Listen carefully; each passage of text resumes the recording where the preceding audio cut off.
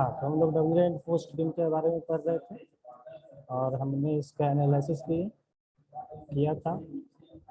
W reinforced beam हमारे पास क्यों option में आया, क्योंकि हम लोग ओवर रेनफोर्स्ड बीम नहीं डिज़ाइन कर सकते थे, इसलिए हम लोग डब्ल्यू रेनफोर्स्ड बीम डिज़ाइन किए। और ये सारी चीज़ें हमने बता दिया था आपको। इसमें कोई समझने में कोई दिक्कत है आपको तो बताइए धीरज।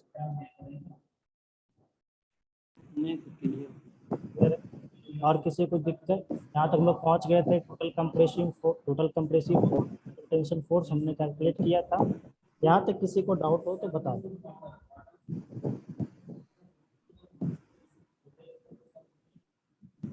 एक बात और मैं पूछना चाहूँगा, ये analysis of W reinforced beam, हमने क्रॉस सेक्शन ऑफ बीम और स्ट्रेन डायग्राम और स्ट्रेस डायग्राम इन तीनों डायग्राम को समझा था और देखा था।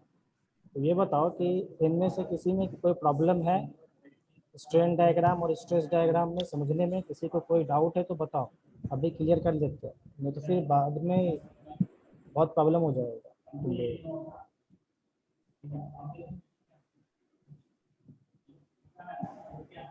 कोई भी जिसको डाउट हो? चलो, तो ये हम लोगों ने डब्ल्यू रेनफोर्स्ड बीम का एनालिसिस किया था। इसमें स्ट्रेन डायग्राम हमने देखा था और स्ट्रेस डायग्राम। अब ये जो डबल रेनफोर्स्ड बीम है ना, ये एक्चुअली सिमिलर है single reinforced beam. Single reinforced beam में क्या था कि बस हम लोग टॉप में नहीं, सिर्फ बॉटम में रेनफोर्समेंट प्रोवाइड कर रहे थे। डबल रेनफोर्स्ड बीम में क्या है कि यहाँ टॉप में और बॉटम में दोनों में हम लोग रेनफोर्समेंट प्रोवाइड कर रहे हैं। टॉप यानी कंप्रेशन जोन, बॉटम यानी टेंशन जोन, है ना। बॉटम का मतलब हो गया टेंसाइल जोन, और जो टॉप हम बोल रहे हैं उसका मतलब समझोगे कंप्रेशन जोन। तो यहाँ compression as well as tension दोनों में हम लोग रेनफोर्समेंट को प्रोवाइड करते हैं। जबकि सिंगल रेनफोर्स्ड बीम में हम क्या करते थे, ओनली बॉटम में रेनफोर्समेंट प्रोवाइड करते थे, मतलब टेंसाइल जोन में रेनफोर्समेंट प्रोवाइड करते थे। और हम लोग अच्छे से जानते हैं कि कंक्रीट जो है वो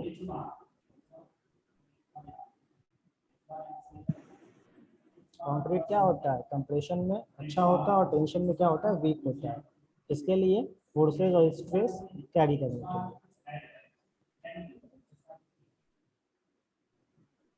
तो यहाँ जो मेन चीज़ है, मेन जो चीज़ समझना है तुमको, यहाँ पे बस एक ही प्रॉब्लम है जो तुमको एफएससी कैलकुलेट करना है ना, stress of compressive steel calculate करना है।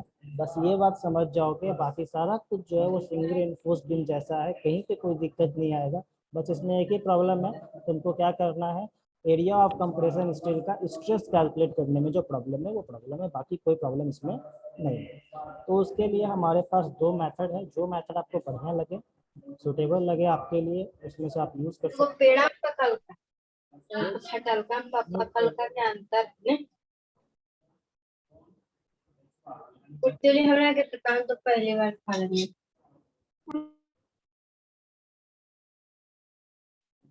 हाँ, लीवर आर्म भी समझ गए थे हम लोग। दो लीवर आर्म हमें मिला था। एक लीवर आर्म किसके लिए मिला था, जो हम लोग सिंगल रेनफोर्स्ड बीम में सी फोर्स निकाले थे, कंबाइंड करके रिजल्टेंट फोर्स निकाले थे C1 और C2 फोर्स को सिंगल रेनफोर्स्ड बीम, है ना। तो वहां से हमारे पास आया था C1 फोर्स 0. ये वाला फोर्सेज आया था, है ना, 0.36 FCK B/XU। ये वहाँ पे फोर्स आया था हमें, ये हमारा यहाँ C1 फोर्स हो जाएगा। और जो लीवर आर्म वहाँ से C1 और T फोर्स के बीच में था वो था LA1, वो कितना था, D-0.42 XU। वही सेम यहाँ भी ये रह गया, ठीक है, वो यहाँ पे रह गया। दूसरा एक लीवर आर्म यहाँ पे इंट्रोड्यूस हुआ LA2। ये कहाँ से आया LA2, तो ये LA2 आया आपका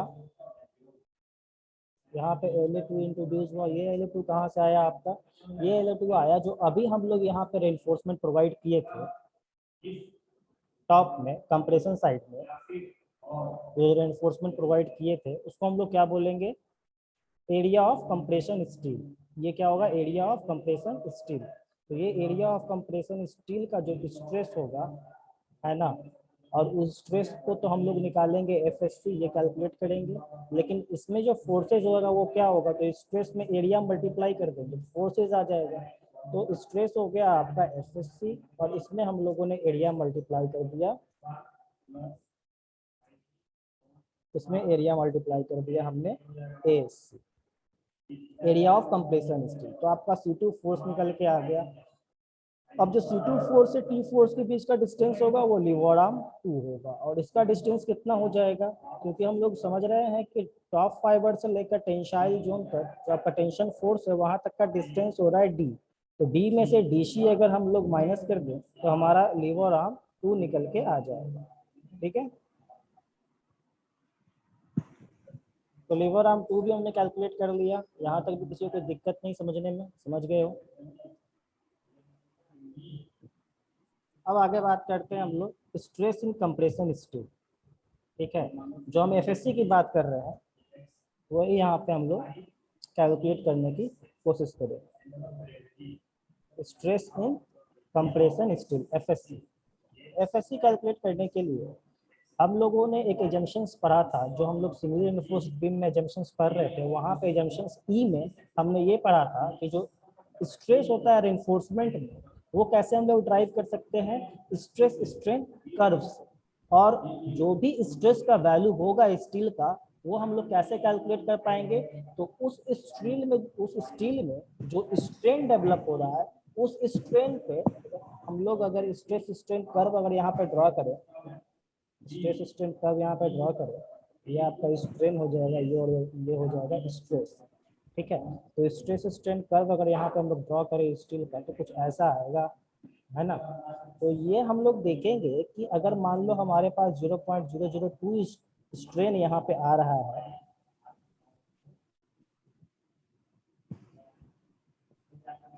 मान लिए कि जहाँ पे स्टील हमारा कंप्रेशन जोन में है और वहाँ पे हमारा स्ट्रेन जो है वो आ रहा है 0.021, ये स्ट्रेन हमारा उस स्टील में दिख रहा है, तो उसके क्रॉसपॉन्डिंग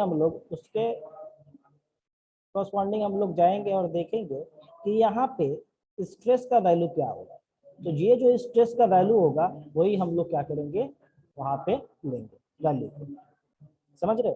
तो स्ट्रेन के क्रॉसपॉन्डिंग जो स्ट्रेस होगा हमारा स्टील में उसको हम लोग उस वैल्यू को अडॉप्ट करेंगे।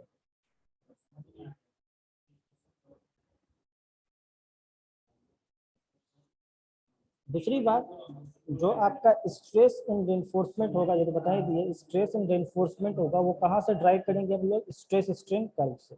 तो कुछ टेबल दिया हुआ है आपके आईएएस कोड में, है ना, उससे हम लोग कैलकुलेट कर सकते हैं ये वैल्यू। जैसे ये देखो यहाँ पे स्ट्रेन का वैल्यू दिया हुआ है, ठीक है, और उसके क्रॉसपॉन्डिंग यहाँ पे स्ट्रेस का वैल्यू दिया है ना।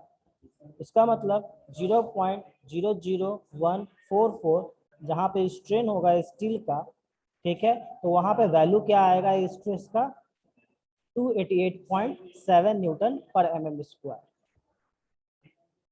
समझ रहे हो। और ये आपका स्ट्रेस लेवल है, स्ट्रेस लेवल मतलब ये वैल्यू कैसे आएगा, तो ये वैल्यू ऐसे आएगा कि आपका अगर Fe 415 दिया हुआ है, अगर आपका स्टील जो है स्टील का ग्रेड जो है Fe 415 दिया हुआ है, मान लो स्टील का ग्रेड तुम्हारे पास दो रहेगा, Fe 415 और Fe 500। एक मिनट रुकना सर, थोड़ा पानी दो।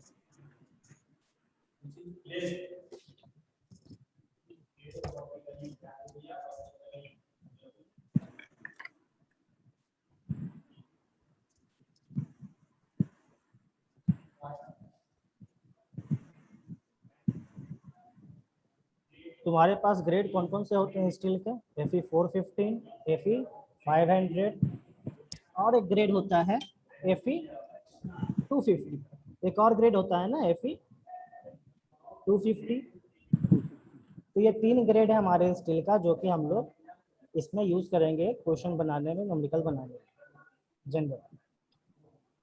तो आपने तो देखा अभी कि 415 के बारे में दिया हुआ है यहाँ पे, Fe 500 के बारे में यहाँ पे वैल्यूज दिया हुआ है, लेकिन आप एक चीज नोटिस कर रहे हो कि यहाँ पे 250 के बारे में कुछ भी नहीं बताया गया। Fe 250 के बारे में यहाँ पे कुछ भी नहीं बताया गया।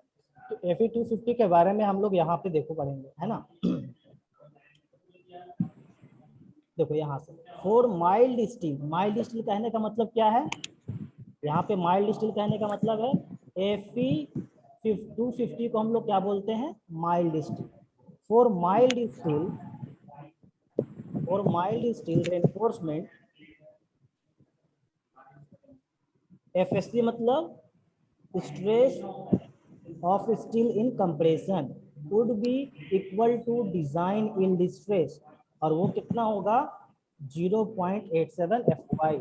मतलब जो भी तुम्हारा Fe 250 होगा उसमें कोई भी स्ट्रेन का वैल्यू आएगा उससे हमको मतलब नहीं, स्ट्रेस का वैल्यू क्या होगा 0.87 FY होगा। किसी भी स्ट्रेन पे माइल्ड स्टील का जो है स्ट्रेस निकालना होगा तो क्या लिखोगे 0.87 FY।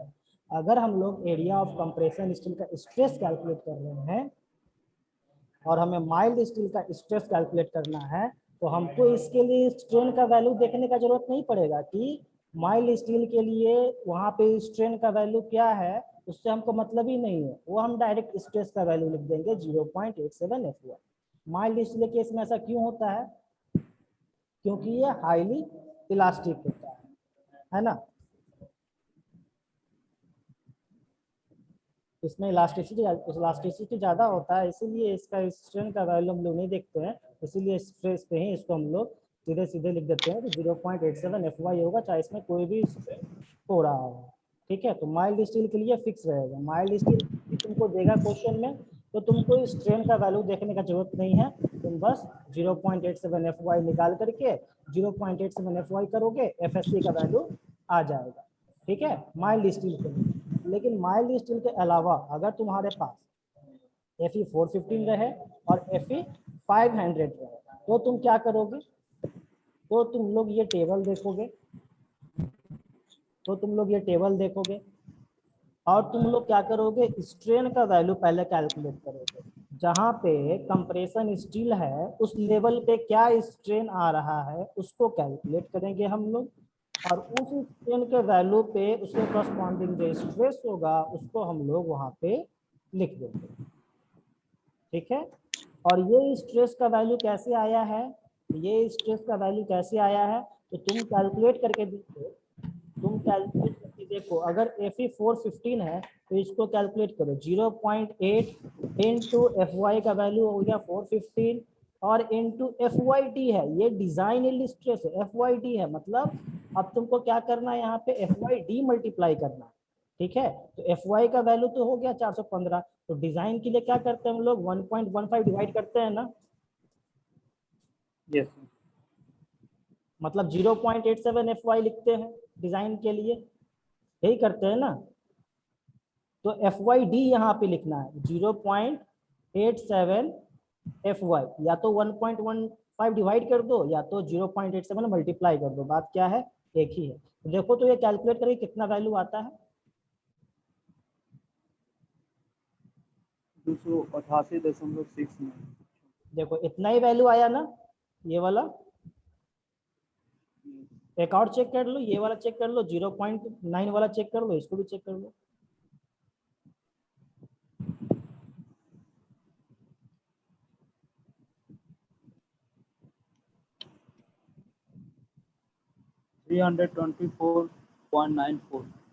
देखो आ रहा है सेम वैल्यू, मतलब समझ गए ये किस लिए लिखा हुआ है ना। तो ये FYD मतलब समझना कि ये डिजाइन स्ट्रेस लिखा हुआ है, डिजाइन यील्ड स्ट्रेस लिखा हुआ है। FYD लिख दिया मतलब डिजाइन यील्ड स्ट्रेस। लेकिन एक बात यहाँ पे देखो तुम, क्या यहाँ पे लिखा है FYD, यहाँ पे देखो तो ये वाला FYD लिखा है, ये वाला नहीं लिखा है। मतलब यहाँ पे तुमको सिर्फ FY मल्टीप्लाई करना है, FYD नहीं मल्टीप्लाई करना। तो Fe 250 के केस में समझ गए, Fe 450 के केस में समझ गए, Fe 500 के केस में भी समझ जाओ, है ना। अब ये वाला ट्राई करो 0.85 इंटू 0.87 इंटू 500, देखो कितना आ रहा है वैल्यू, कितना आ रहा है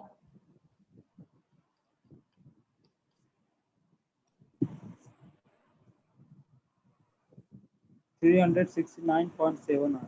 मतलब क्लियर है, कोई प्रॉब्लम नहीं।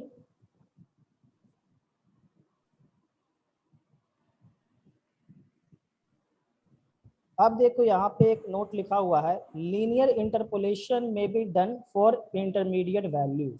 अगर तुम्हारा जो स्ट्रेन का वैल्यू है, ये स्ट्रेस कैसे कैलकुलेट होगा, ये स्ट्रेन का वैल्यू आएगा तभी तो हमारा स्ट्रेस कैलकुलेट होगा। तो मान लो ऐसा केस में कि हमारा स्ट्रेन का जो वैल्यू है वो आ जाए 0.00261, तो क्या इसमें वो स्ट्रेन दिख रहा है हमको?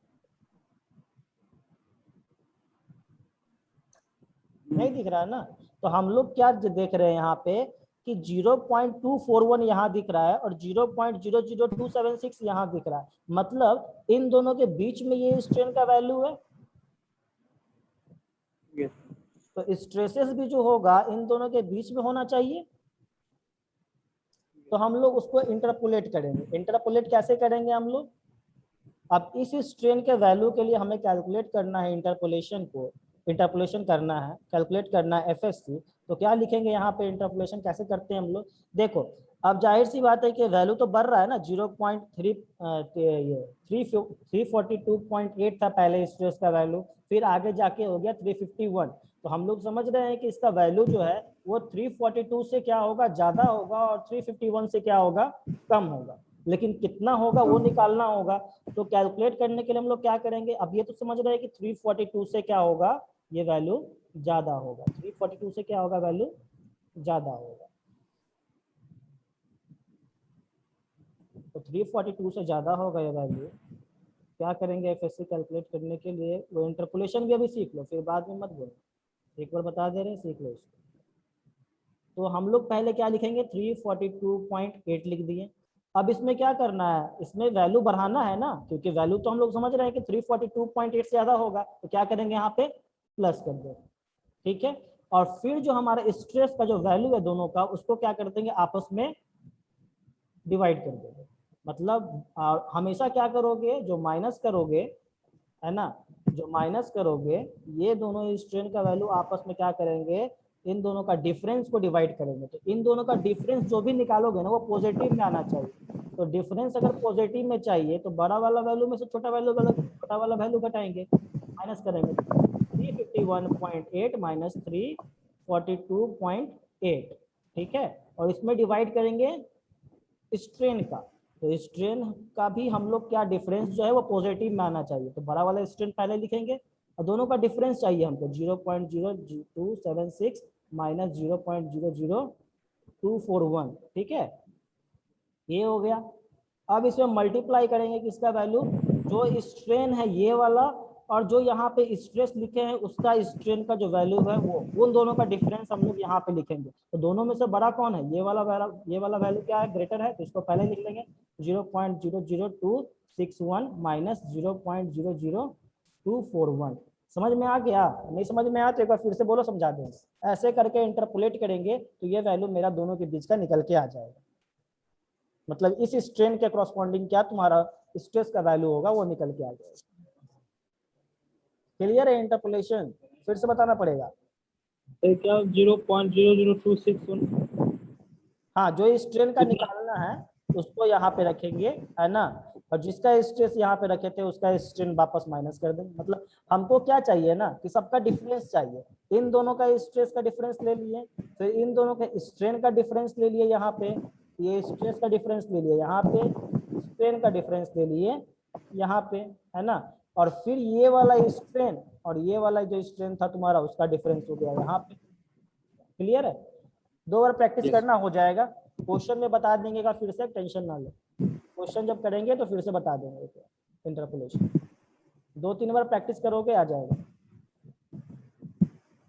तो हम लोग इंटरपोलेशन के थ्रू क्या करेंगे, हम लोग अगर हमारा स्ट्रेन 2 स्ट्रेन के बीच में आ गया तो हम लोग इंटरपोलेशन के थ्रू स्ट्रेस का वैल्यू कैलकुलेट कर लेंगे। तो सब समझ गए, ये वाला टेबल भी समझ गए, इसको भी समझ गए। अब देखो, एक तो हम लोग तुमको बताए थे, हम लोग 2 तरीके से हम लोग स्ट्रेस कैलकुलेट कर सकते हैं। एक तो ऐसे कैलकुलेट कर सकते हैं, स्ट्रेन कैलकुलेट करके उसके सामने देख लेंगे क्या स्ट्रेस आ रहा है हमारा, वो वैल्यू लिख लेंगे, वही एफएससी का वैल्यू हो जाएगा। और दूसरा क्या कर सकते हैं, देखो दूसरा क्या कर सकते हैं, देखो यहाँ भी है स्ट्रेस, एक तो ऐसे निकाल सकते हैं, एक तो ऐसे कैलकुलेट कर सकते हैं। अगर हमको ऐसे नहीं सुविधा मिल रहा है, ऐसे हम लोग नहीं निकालना चाहते हैं, तो और किस टाइप से हम लोग कैलकुलेट कर सकते हैं स्ट्रेसेस का वैल्यू, जो हमारा कंप्रेशन स्टील में आ रहा है उसका वैल्यू कैसे और कैलकुलेट कर सकते हैं।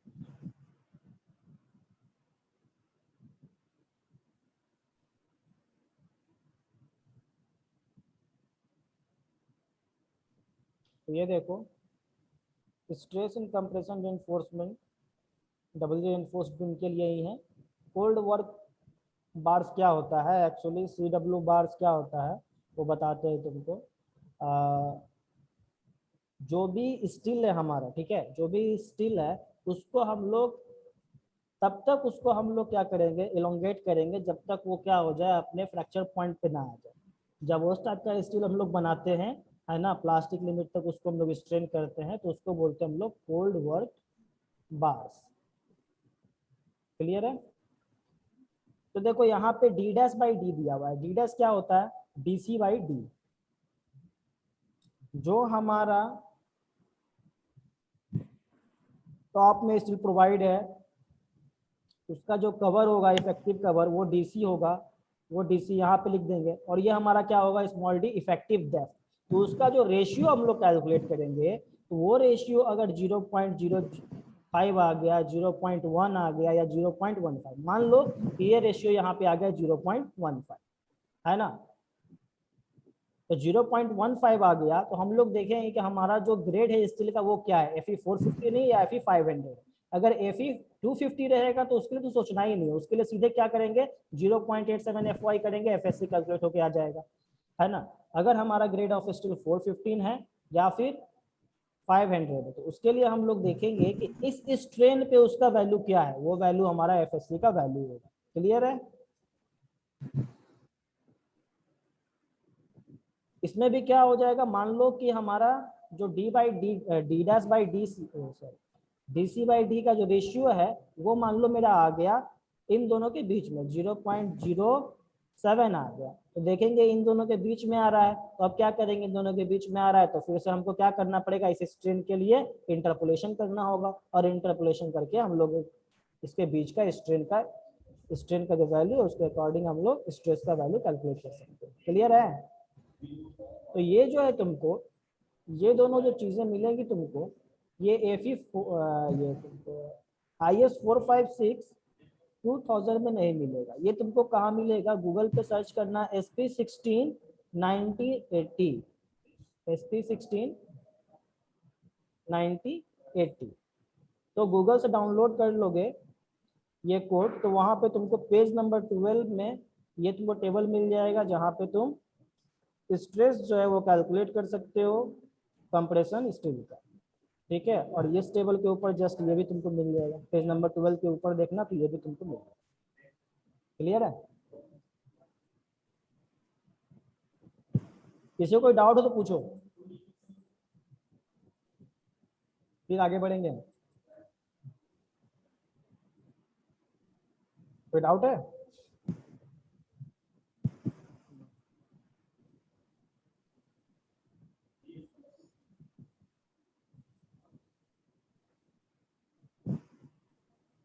चलो आगे बढ़ते हैं फिर।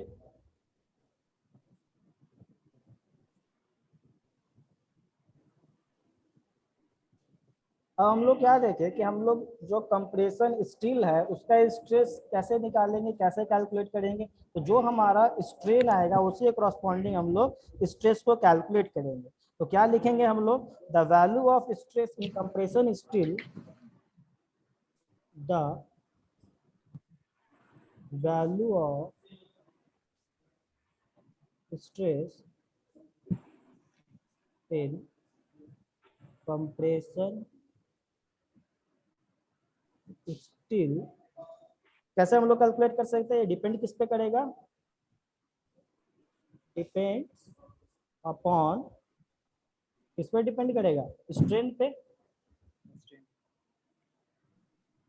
Depends upon the value of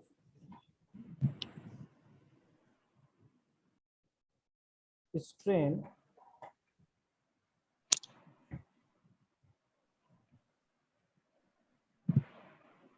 at the location of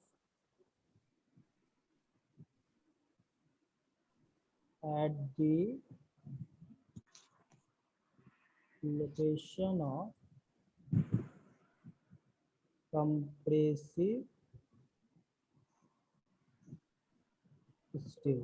ठीक है, the value of strain in compression steel depends upon the value of strain at the location या at the level of compressive steel. Clear है? और वो strain होगा आपका ESC, इस पर डिपेंड करेगा। तो अब एक चीज बताओ कि यहाँ पे हम लोग को अब कैलकुलेट करना है स्ट्रेन इन कंप्रेशन स्टील। वो कैसे कैलकुलेट करेंगे? तो हम लोग जाएंगे फिर से सिमिलर ट्रायंगल का कॉन्सेप्ट लेंगे, वहां से हम लोग कर सकते हैं। अभी हम स्ट्रेन डायग्राम बनाते हैं यहाँ पे।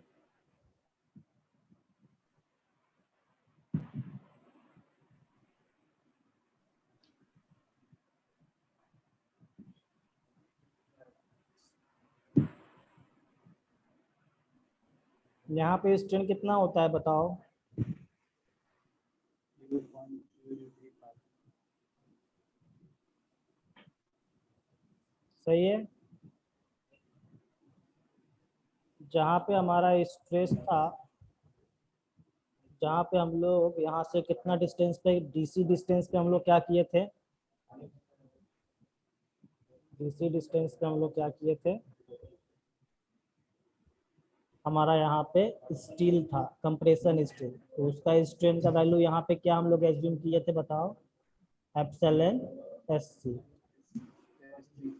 यही किए थे ना? एप्सिलॉन SC, ठीक है।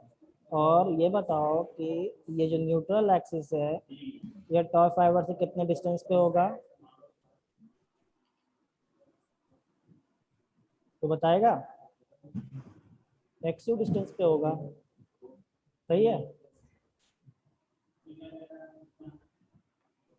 बाकी जो नीचे का डिस्टेंस बचा वो क्या होगा? ये पता है हमको कि ये पूरा यहाँ से यहाँ तक लेके क्या है? इफेक्टिव डेप्थ है। टॉप से बॉटम तक क्या है? इफेक्टिव डेप्थ है। तो बाकी जो ये डिस्टेंस बचा वो क्या बच गया? D माइनस DC बच गया, D माइनस XU बच गया, D माइनस XU आ गया ये वैल्यू। क्लियर है? अब यहाँ पे देखो हम लोग क्या करेंगे, इसका हम लोग यूज करेंगे सिमिलर ट्रायंगल का, और यहाँ से हम लोग स्ट्रेस का वैल्यू कैलकुलेट करने का कोशिश करेंगे। ठीक है,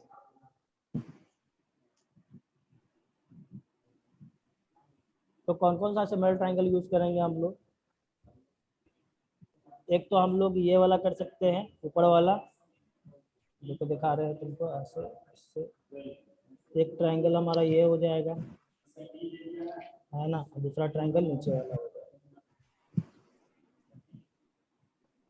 एक ट्रायंगल कौन सा हो गया? ये वाला हो गया। दूसरा ट्रायंगल कौन सा हो गया हमारा? ये वाला हो गया। समझ रहे हो? तो ट्रायंगल हो गया तुम्हारे पास।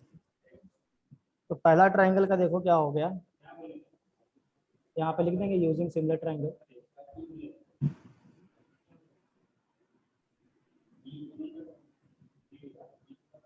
सिमिलर ट्रायंगल का यूज करेंगे तो यहाँ पे लिख सकते हैं 0.0035 डिवाइडेड बाय क्या लिख सकते हैं? XU, है ना। और छोटा वाला ट्रायंगल यूज करेंगे तो ये वाला वैल्यू कितना हो जाएगा? XU माइनस DC हो जाएगा ये। यस। तो यहाँ पे क्या लिखेंगे? एप्सिलॉन SC डिवाइडेड बाय क्या लिख सकते हैं? XU minus DC। तो यहाँ से हमको निकालना क्या है, कैलकुलेट क्या करना है? एप्सिलॉन SC, यही स्ट्रेन कैलकुलेट करना है ना। तो क्या यहाँ पे लिख सकते हैं हम लोग? यहाँ पे लिख सकते हैं हम लोग 0.0035 into XU minus DC divided by X you. तो हमारा स्ट्रेन कैलकुलेट होके आ गया। ठीक है, इसको और अच्छे से लिखना चाहते हो तो ऐसे लिख सकते हो, epsilon S C X U minus D C divided by X U और इंटू 0.0035। ये तुम्हारा क्या होगा,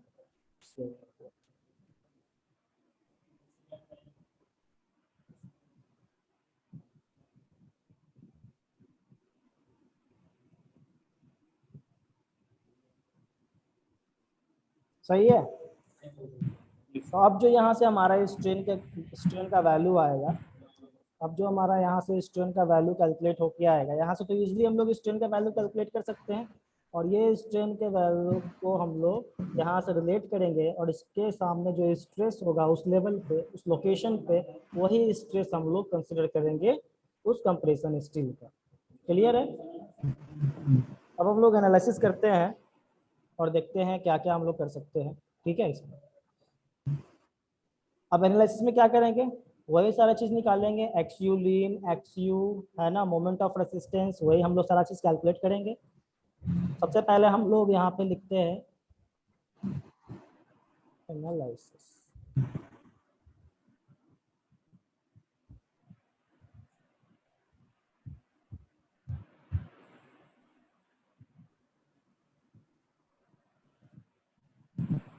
पहले हम लोग क्या करते हैं, नंबर 1, पहले हम लोग limiting depth of N calculate करेंगे।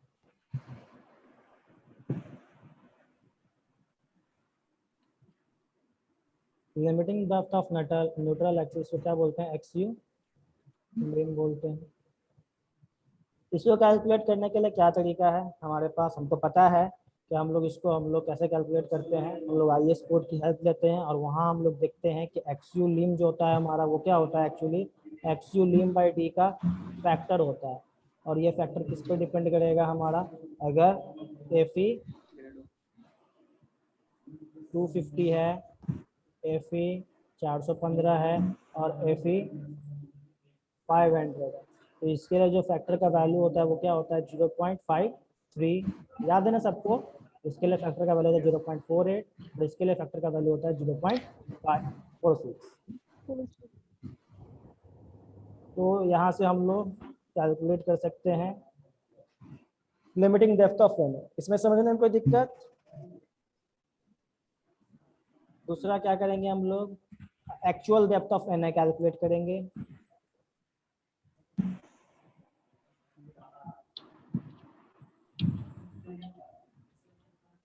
इसको हम लोग रिप्रेजेंट करते हैं एक्स यू से।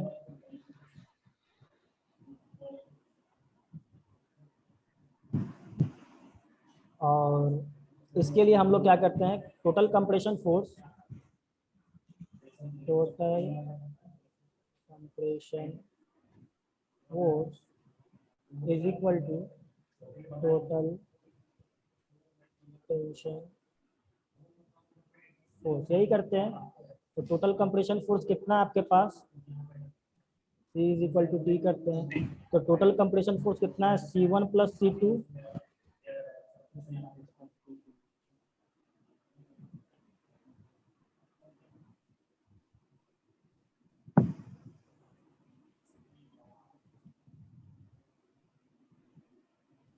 C is equal to T।